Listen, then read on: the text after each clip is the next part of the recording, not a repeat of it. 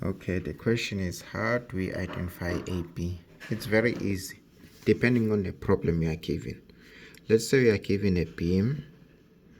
Let's say it's a simple supported beam, and then it has let's say UDL throughout its span. You see, we have a UDL, let's call it a small w, throughout its span. Let's say this is just L. You see, when you look at this cross section, when you look at this beam, simple supported beam, we have RL, RR here. You have this simple supported beam. When you look at it, now let's draw the cross section of this beam. Let's assume it's a rectangle. Yeah, you take this and then you look at the cross section, like from this point of view. You have something like this. Then from this, when you're looking at this side, you'll see that the UDL is actually pointing this direction. This is your W, and then span throughout. So this is just like, what to call this view, I don't know. But when you are looking at this side, so you have this cross section. Let's say the beam is a rectangular beam. You have this cross section, right? What you notice is the force is going down, right? AB is always parallel to the force on the beam. Take note, on the beam, not on the cross section, but on the beam. So this one is on the beam here, and then it's coming from this direction. Then AB is parallel. Don't worry about my spelling.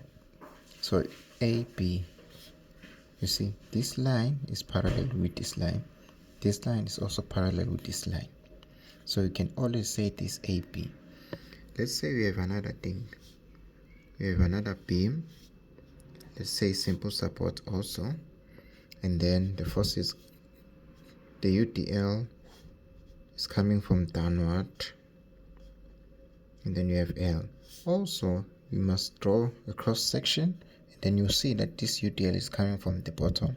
Then this is your AP, right? You see how simple it is. That's how you find AP for when you are given a UDL, force, UDL, whatever, on the beam. This is how you find it. We're gonna go to another stage later. We are focusing on bending moment recently. And then when you find your AB, you have to identify Y1 and Y2. AB is always gonna be equal to X1 plus X2, or AB is equal to Y1 plus Y2. Right? So given this formula, in this case you can see this is your Y. So you just break it. This is your neutral axis, and then say Y1, Y2. Same thing with this one, Y1, Y2. It's very important. After identifying these two forces, Y1 and Y2, next step, obviously we have now identified the neutral axis using this thing, right? Conventionally, if we have something like this, we know this is your XX, this is your YY. Always when it's going down is your YY. So in this case we have XX. You can call this XX, this neutral, XX. So we have identified this, we have identified the NA, and then we identify which type of NA. In this case is XX, right? Then now we are done. What else? Now we need to know which side is tension and which is compression.